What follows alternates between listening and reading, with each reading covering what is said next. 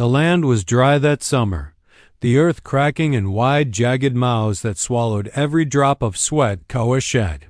Dust clung to his skin, coated his braids, and filled his lungs with the bitter reminder that the world he worked for was not his own. From dawn until long after the sun dipped below the ridges of red stone, he bent his back to the rancher's fields, mending fences, tending cattle, carrying loads that no man should bear alone. Koa had been born free beneath the sky. Of his people, an Apache whose ancestors had ridden swift ponies across this same valley, claiming nothing but the wind and the earth beneath their feet. Yet freedom had slipped from him like water through open hands. After a cruel winter that starved their livestock and withered their corn, his family had turned to the rancher for food and supplies. The price had been steep, too steep. The ranchers. Ledger carried his family's names like chains, each number a link that bound them tighter. It was said among the old ones that debt was heavier than stone, for stone could be dropped, but debt clung to a man's spirit. Koa felt that truth with every breath. He could have left, taken to the mountains, vanished into the wilderness where his people still lived as hunters and raiders. But he had chosen to stay. His mother's face haunted him, worn from worry, her hands cracked from labor yet still gentle when she touched his cheek. His younger brothers and sisters, too small to carry such burdens, needed him. To abandon them would be to shatter the very thing that made him a man. So he bent, and he endured. The rancher, Mr. Calloway, was a man of hard angles and harder words. He saw in Koa not a man, but a pair of hands, strong shoulders, and a back that never broke. To Calloway, Koa was another animal in the stable, useful so long as he worked, expendable if he faltered. Each morning Calloway would remind him of the numbers in the ledger, shaking his head as if the debt were a disappointment that Koa had chosen rather than a trap that had been set. "You've a long way to go, boy," the rancher would say, his voice heavy with disdain. "Work faster, maybe you'll see freedom before your hair turns gray." Koa never answered.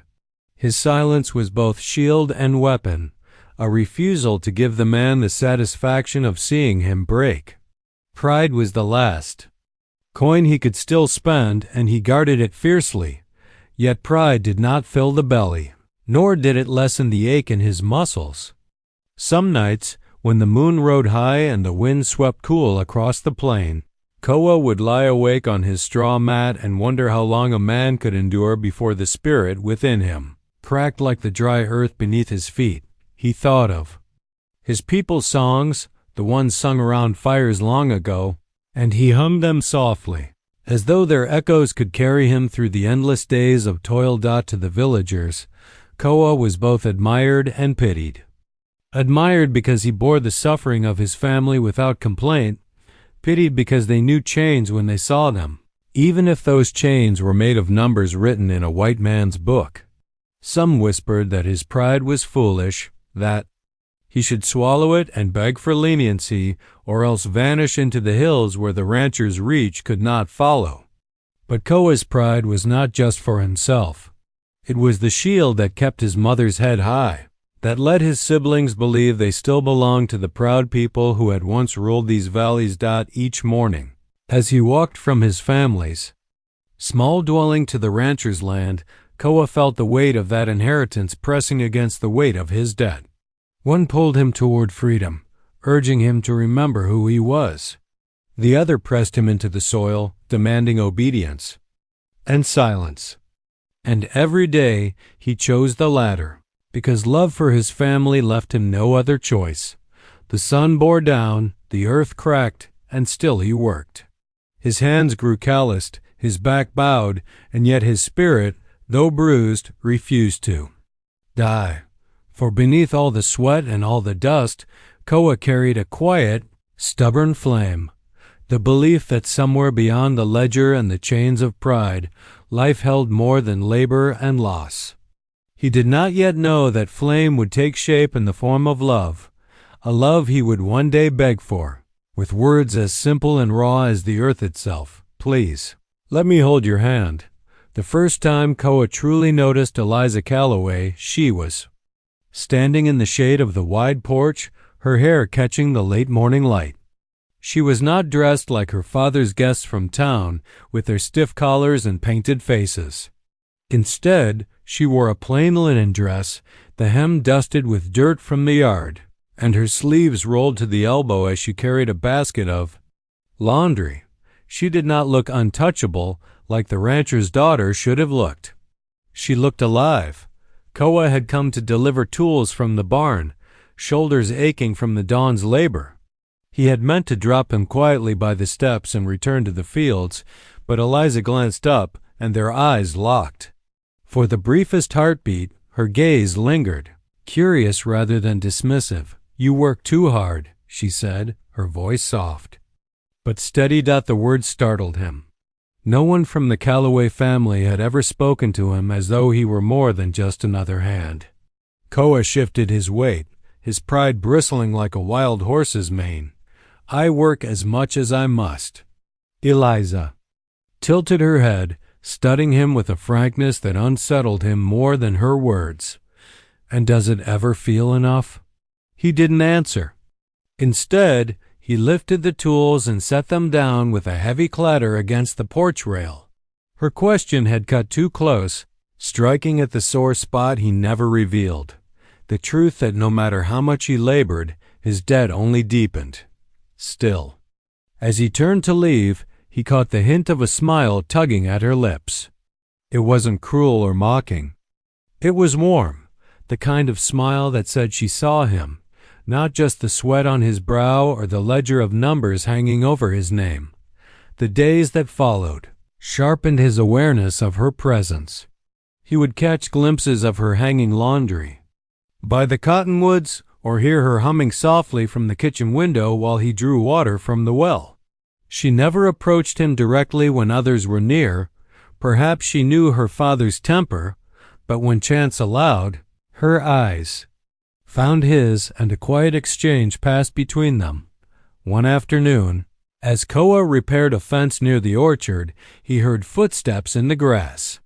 He straightened, expecting one of the ranch hands or the overseer, but instead it was Eliza carrying a jug of water. "You'll faint out here," she said, setting the jug near him. "I don't faint," he replied curtly. "Everyone does, if they're pushed hard enough." Her tone was gentle, not mocking. She took a step back as though to assure him she meant no harm. Koa hesitated. Pride told him to refuse, to prove he needed nothing from her. But thirst burned in his throat, and the heat pressed heavy on his shoulders. He lifted the jug, drank deeply, and when he lowered it, he found her watching him with an expression he could not quite name, part concern, part admiration, part something softer. "Thank you," he said, his voice quieter now. She smiled, and this time it reached her eyes. "It's only water." But it wasn't only water. It was kindness, freely given. In that moment, Koa realized how long it had been since someone had offered him anything without expectation or debt attached. Their conversations remained small, almost fragile things. A question here, an observation there. She asked once about the songs he hummed under his breath, and he told her they were Apache songs, prayers for strength and remembrance. She asked what they meant, and though words failed him in English, he tried to explain. Her eyes softened as she listened, as though she understood more than he said. Yet always there was the boundary, the invisible wall built by her father's rules, by the cruel truth of who he was and who she was. Koa felt the pull each time. She spoke to him, the dangerous warmth that threatened to break through his shield of silence. And Eliza, though her steps faltered with hesitation, never fully retreated. It was in those stolen moments, brief as a breath, that the seed of something impossible began to root itself in Koa's heart. He did not yet call it love. He called it danger, longing, weakness. But when he thought of the weight of his debt, of his endless days of toil. It was her face that flickered like a candle in the dark, the only glimpse of warmth he had been allowed in years. The weeks passed, and Koa found himself dreading and longing for the same moments, the chance encounters with Eliza that came like a thief in the night, stealing his resolve. Every word she spoke, every glance she gave him, was both a gift and a wound. He could not deny the quiet happiness she stirred in him, yet each time she lingered near, his pride reared up like a wild stallion. He was not a beggar, not a man to be pitied. His labor, his suffering, were not meant to draw her sympathy. And yet sympathy was what her eyes seemed to offer, along with something else that he dared not name.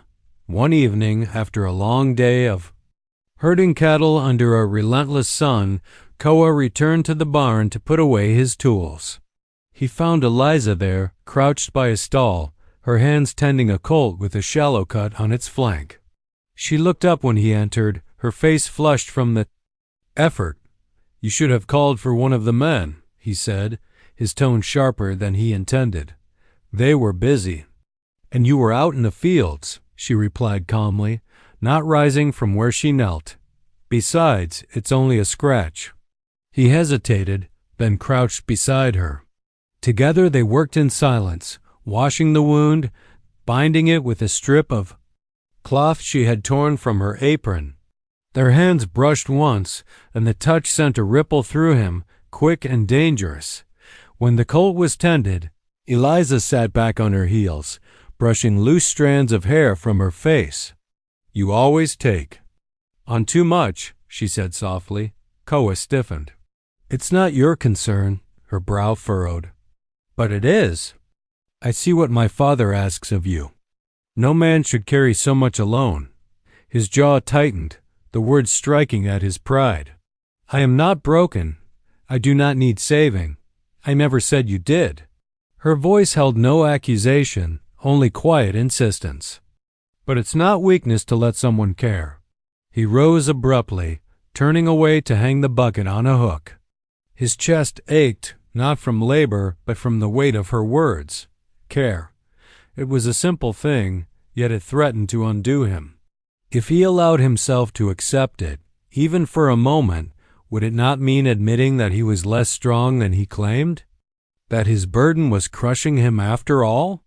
"I work because I choose to," he said finally, his back still to her. "I keep my family alive. That is enough." When he turned, her eyes were on him, steady, unflinching, filled with something he could not meet. He felt stripped bare, as though she could see past the armor he wore, into the hunger, the fatigue, the longing he buried. "Is it enough? For you?" she asked quietly. The question cut deeper than any lash because he had no answer. He opened his mouth, but no words came. Silence stretched between them, heavy and raw-dot at last. Eliza stood, wiping her hands on her apron. "You don't always have to be made of stone, Koa." Her voice was barely above a whisper. Then she walked past him, leaving the barn filled with the scent of hay and the echo of her words. That night, lying on his straw mat, Koa replayed the moment again and again. Her voice, her eyes, the way she seemed to see him, not as the rancher's. Deader not as a pair of hands to work the fields, but as a man. A man worth something beyond labor and debt, and yet he could not yield. Pride was the only thing the rancher could not take from him. If he let it go, if he showed Eliza the truth of his exhaustion and despair, would he not become exactly what Calloway believed him to be? Less than a man, unworthy of standing beside her? So he hardened his heart. The next day, when Eliza appeared at the well and offered him another drink of water, he took it without a word and handed it back with none of the warmth she had given him. Her eyes clouded with hurt, but he forced himself to look away. Better she think him cold than see the weakness in his soul. Still, as he walked back to the fields, his hand ached with the memory of brushing against hers, and his chest burned. With the words he longed to say but could not. "Please, see me as I am. And do not turn away." Whispers began before Koa even realized how visible his bond with Eliza had become. The other ranch hands noticed first the way she lingered too long when bringing him water, the way her eyes followed him when she thought no one else was watching. Men who broke their backs under the same sun smirked or muttered, some with envy, some with malice. "Careful, Apache," one man sneered one evening as Koa passed through the yard. "That's the boss's daughter you're staring at." A man could lose more than his wages for less. Koa ignored him, jaw tight, though the words stuck like thorns. He had not sought this bond, he had only endured her kindness, the rare warmth she gave when all else in his life was dust and debt. And yet, he knew danger when he felt it pressing close. Their meetings grew more careful, more hidden. A walk by the riverbank when the rancher was away on business. A shared moment in the orchard when the branches hung heavy with fruit, their voices hushed beneath the cover of leaves. One such evening, Eliza brought a small cloth parcel tucked beneath her arm. She opened it shyly, revealing half a loaf of bread and a handful of dried berries. "You shouldn't bring me this," Koa said, though his stomach tightened at the sight. "You look thinner every week," she replied. "You work harder than any man here, and my father feeds you less than he feeds his horses." He clenched his fists. "I won't take charity. It's not charity." She pressed the bundle into his hands, her fingers brushing his. "It's me, choosing to care." "Is that so terrible?" His chest ached. He wanted to refuse, to hurl the food away and shield himself behind pride. But her eyes were on him, steady, full of quiet defiance. Slowly, he unwrapped the cloth and took a bite. The bread was soft, the berries tart, and for a moment he tasted. Not food but freedom, the freedom of being seen, being valued. "Thank you," he murmured. Her smile was small but radiant. "Then let me do it again." The danger of it weighed on him more heavily with each meeting. His people's pride, his mother's warnings, the rancher's wrath, all pressed like storm clouds over his heart. But the pull toward Eliza was stronger than any fear. Once, as they walked beneath the cottonwoods, Eliza reached for his hand. The touch was light, tentative, as though she feared he might pull away. His instinct was to do exactly that, to guard himself, to keep her at a distance. Yet something inside him broke open, and before he could stop himself, his fingers tightened around hers. For a few stolen moments, they walked hand in hand, the river murmuring beside them, the world shrinking to the warmth of her skin against his. "You know my father would," she began, but her voice faltered. "I know," Koa said. His grip softened, but he didn't let go. "And still, here we are." She looked at him then with eyes bright and fierce, as though daring the world itself to separate them. "Then let them talk. Let them threaten. I'll not be ashamed of walking beside you." His heart thudded painfully. No one had ever spoken to him so. Not as property, not as debtor, not as outcast, but as a man worth defiance. But the whispers grew louder. One evening, as he returned from the fields, Koa saw two of the ranch hands watching him, their smirks heavy with meaning. "The Apache's gotten bold," one muttered. "Wonder how long before Calloway finds out." The words tightened his chest like a noose. He knew what would happen if Calloway caught wind of his daughter's affections. Punishment for Koa would be swift and brutal. For Eliza, disgrace. That night, he lay awake, staring at the ceiling, torn between desire and duty. His pride urged him to end it, to push her away before they both suffered.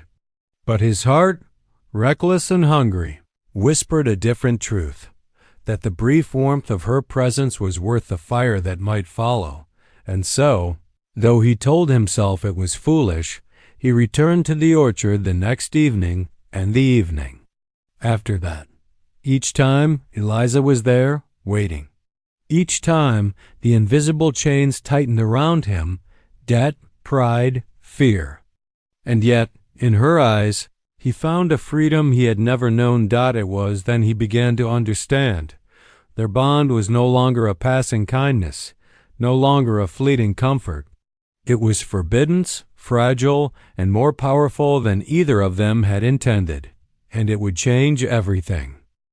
The ledger book sat on the rancher's desk like a weapon, its leather cover worn, its pages fat with numbers that bound men tighter than shackles.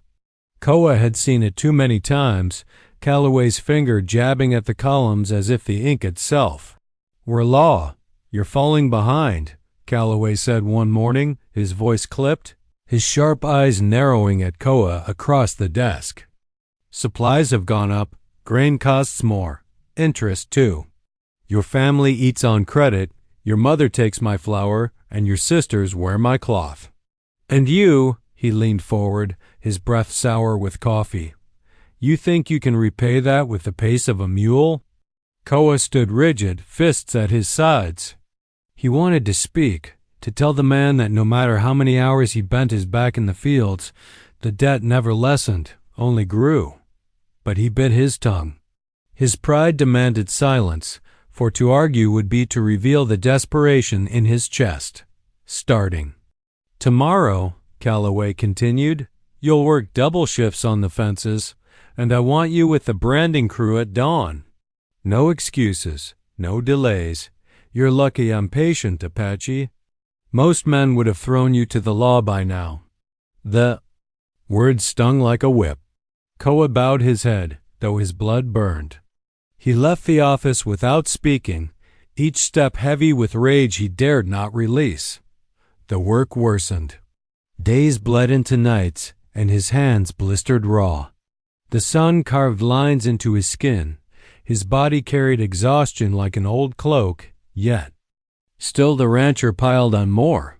Others worked hard, yes, but Koa was driven past reason, as though Calloway sought to break him, to grind him down until nothing remained. And perhaps he did.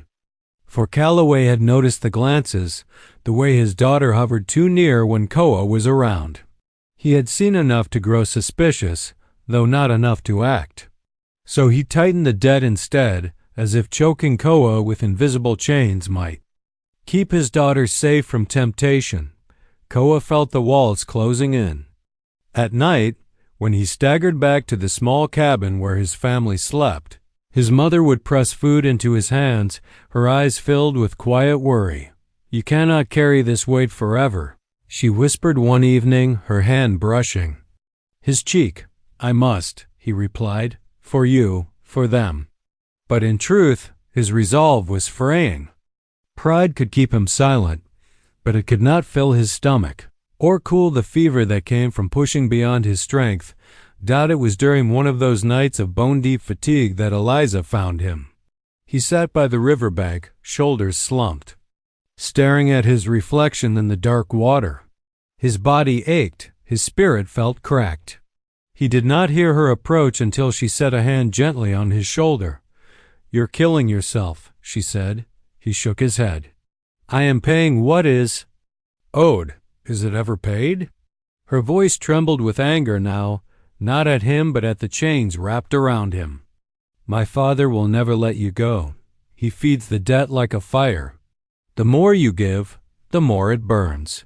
Koa looked at her, his eyes heavy with both longing and pain. "What would you have me do? Leave my family to starve? Run like a coward? To the hills? I would have you see that you deserve more than this," she whispered fiercely. "More than my father's chains. More than endless labor until your body breaks." He turned away, staring again at the river.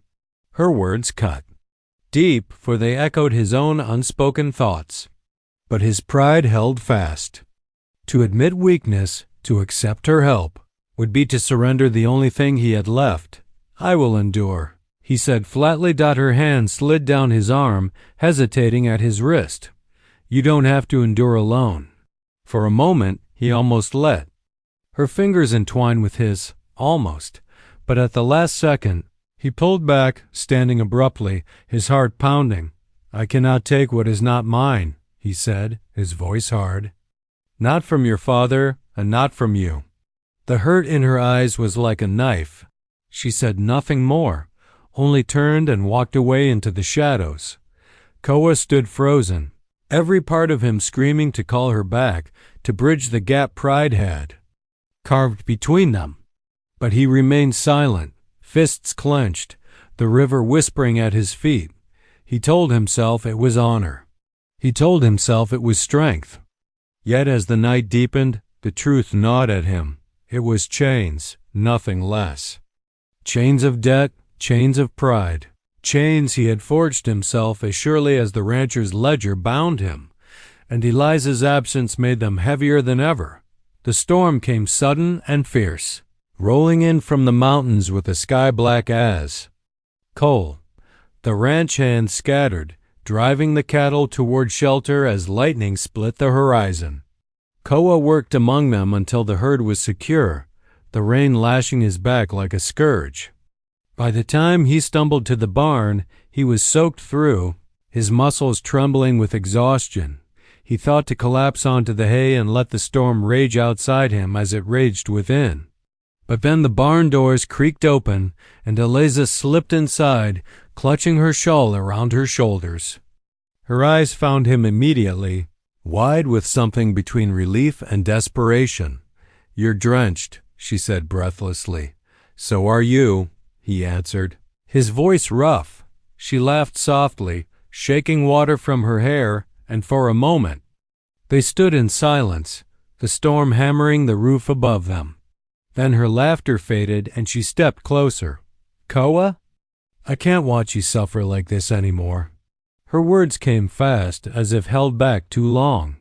Every day my father grinds you down, and still you rise, still you carry his burdens. But you're breaking. I see it, and it terrifies me. His chest tightened, his pride clawing for control. I am not broken. You are human, she countered, fierce now. Even stone wears away under the river. Don't you see? He'll never let you free. He'll never honor his ledger. You'll die in these fields if you don't. Enough. His voice cracked like thunder, louder than he intended. She flinched but did not retreat. Her eyes held him, unyielding, demanding he face the truth he had buried. And suddenly he could not contain it any more. The dam inside him burst and the words spilled raw and unguarded. I am tired, Eliza. Tired of chains. Tired of silence. Tired of being less than a man in his eyes, in everyone's eyes. Do you know what it is to carry debt like a yoke? To bow your back until it bleeds, and still the weight never lessens? She stepped closer, her face luminous in the lantern light. Yes, she whispered, because I see you. And to me, you are not less than a man. You are more. The breath tore from his lungs. Pride, the shield he had carried so long, splintered beneath her words. He had thought himself strong by hiding, by refusing comfort. But in that moment, strength meant surrender. His hand lifted, trembling, reaching toward her before he could stop it. Please, he whispered hoarsely, his voice breaking. Please, let me hold your hand, just once. Before the world tears us apart. The barn fell silent but for the storm. Eliza stared at him, her lips parted, her eyes shining with unshed tears. Then, slowly, she extended her hand. Their fingers touched, tentative, then tightened, fitting together as if they had always belonged. The contact was electric. Not the gentle warmth of stolen glances, not the fleeting brush of fingers in passing. This was fire and release, the desperate union of two souls who had circled each other too long. Koa bowed his head, gripping her hand as if it were the only thing anchoring him to the earth. I have nothing to give you, he said, his voice raw. No land, no name, no freedom, only this. Eliza's free hand rose to his cheek, lifting his gaze to hers. And it is enough. The storm raged on, rattling the barn walls, but inside, time stilled. For the first time, Koa allowed himself to feel what he had denied, not weakness, but longing, not shame, but love. His pride lay shattered at his feet, yet in its place stood something greater. He drew her closer, their foreheads nearly touching, their hands still entwined. "If your father finds out, then let him," she whispered. "I am not afraid." But Koa was afraid of the rancher's wrath, of the cruel world that had no place for an Apache and a rancher's daughter. Yet as the storm roared and her hand held fast in his, fear no longer outweighed desire. For the first time in his life, Koa chose love over pride. And though he knew the cost would be high, in that moment he did not care. Morning came sharp and bright after the storm, the land glistening as though washed clean. But for Koa, nothing felt clean. His chest still burned with the memory of Eliza's hand in his, with the reckless words he had spoken. The taste of that night lingered like fire on his tongue. Pride, once a shield, had become a shattered husk. What remained was dangerous, undeniable. Love. He tried to bury it in labor as he always had. The sun rose, and he set himself to the fences, his hands blistering against the wood. But when Eliza's figure appeared on the porch, pale dress fluttering in the breeze, his hammer faltered. She was no longer just a glimpse of warmth. She was the flame itself. The other ranch hands noticed too. Their whispers sharpened into open mutters. "He doesn't even hide it anymore," one spat. "The Apache's reaching too high. Callaway'll skin him alive." But Koa could not bring himself to care. The storm inside him had already broken. Silence no longer served him. It had happened in the orchard, where their stolen moments had so often taken root. The branches still dripped rain, the air heavy with the sweetness of wet fruit. Eliza was waiting for him, her face lit not with fear, but with resolve. "My father suspects," she said without preamble. "He watches me, watches you. I can feel it." Koa's gut clenched. "Then we must be careful." "No."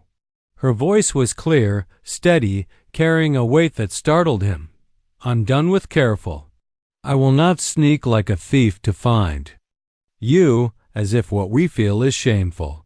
I would rather stand in the open and take whatever comes." His breath caught.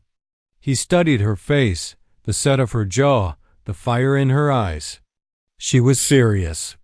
She was ready to burn the bridge to her father's favor, ready to step into exile if it meant she did not have to hide. "Eliza," he faltered, torn between dread and awe. "You don't know what that means. He will curse you. Cast you out. Then let him," she said fiercely. "I would rather lose his house than lose you."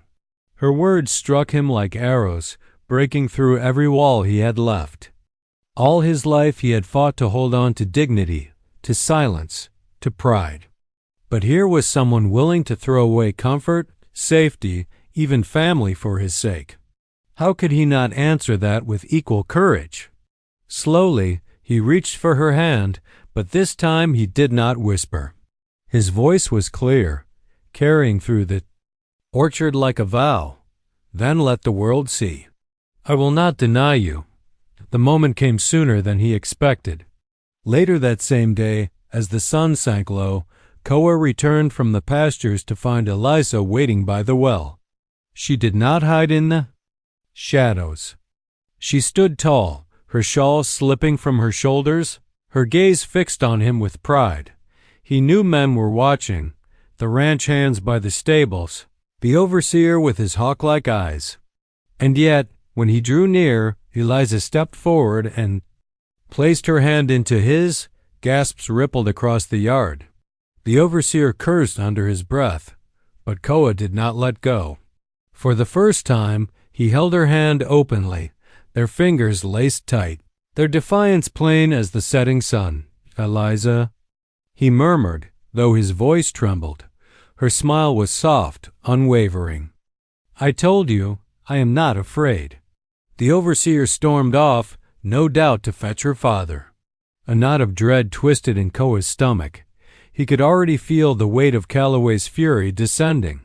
Yet as Eliza's grip tightened around his, a strange calm spread through him. For the first time, he was not alone in the fight. That night, word spread like wildfire. The ranch buzzed with whispers of the rancher's daughter and the Apache who dared to claim her hand. Calloway himself had not yet spoken, but the silence was a storm waiting to break. Koa lay awake, staring at the ceiling of his family's cabin, knowing that tomorrow might bring punishment, exile, or worse. Yet when he closed his eyes, he felt again the weight of her hand in his, and the fear loosened. He had chosen. She had chosen. Whatever chains bound him, debt, pride, expectation, none were stronger than the bond they now carried in the phasma.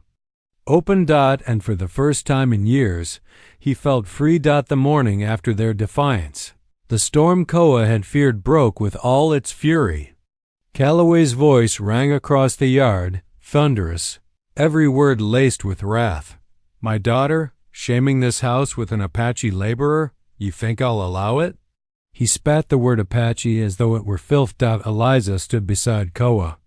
Her shoulders squared, her chin lifted. She did not flinch at her father's rage. Her hand was still entwined with Koa's, steady as a vow. "I will not let you decide whom I love," she said. Calloway's face darkened, and for a moment Koa thought the man might strike her. Instead, his glare shifted to Koa, sharp as a blade. You think you can pay me with your hands, your sweat, and steal my blood besides? You owe me everything. You'll work until you're buried in these fields, and you'll die alone. That's the freedom you've earned." The words might once have bent Koa's spirit, but something inside him had changed. He no longer bowed beneath Calloway's shadow. He squeezed Eliza's hand, drawing strength from the fire in her eyes. "I owe you nothing that can buy her love," Koa said, his voice calm but unyielding. "That is not yours to claim." Gasps rippled among the onlookers. The ranch hands stood silent, some with awe, some with fear. Never before had the Apache spoken back to the rancher. Calloway's fury blazed. "You'll regret those words. I'll see you broken before my daughter." "No." Eliza's voice cut through his. "If you cast him out, then you cast me. Out too. I will not stay in this house if he cannot walk beside me." For a long, breathless moment, the rancher stared at her, his jaw clenched. He saw the truth in her eyes. Her choice was made, and no chain of his could pull her back. With a growl of disgust, he turned away, spitting into the dirt. "Then go, both of you. Don't come crawling back when the world eats you alive." The world did not open its arms. Life beyond the ranch was not easy. Koa still rose before dawn to labor, finding work where he could, his back bent beneath loads as heavy as any before. But now he carried it by choice, not by chains. Eliza worked beside him, her hands blistered from sewing, from gathering, from cooking over lean fires. They built little by little, not with wealth but with devotion. Nights beneath the stars were no longer filled with silence but with laughter, with whispered dreams. Koa sang the old songs of his people, and Eliza hummed along, learning the words slowly, her voice blending with his in harmony. The debt Calloway had tried to bind him with was left behind, his ledger meaningless now. Pride, once the barrier that kept Koa from her, became instead a flame, not the pride of stubborn silence, but the pride of choosing love despite the world's scorn. And in Eliza's hand, always in his, he found the proof of his freedom, years later, when the orchard bloomed white with blossoms, their children ran laughing beneath the branches, their voices ringing clear. Koa watched them with a heart that no longer felt heavy. Beside him, Eliza reached for his hand, and he took it without hesitation, without fear. "Do you regret it?" she asked quietly. He shook his head. No chains could be heavier than living without this. Their fingers laced together, strong. as roots defiant as the river that cut through stone. And though the world still whispered, though hardship never truly ended, they had broken free of the only chains that had ever mattered, debt that crushed the body and pride that silenced. The heart beyond both, they had found love, and love endured.